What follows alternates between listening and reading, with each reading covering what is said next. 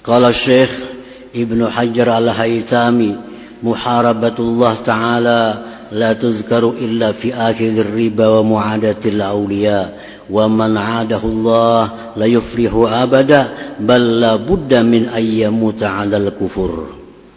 Syekh Ibnu Hajar Al-Haytami berkata, memerangi Allah itu tidak disebut kecuali hanya dua. Satu, orang yang melakukan riba.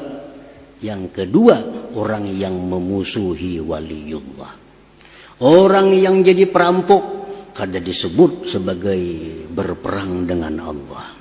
Orang yang jadi maling kada disebut sebagai orang yang memerangi Allah. Orang yang suka zina kada disebut sebagai orang yang memerangi Allah. Orang yang suka minum arak kada disebut sebagai orang yang memerangi Allah. Yang disebut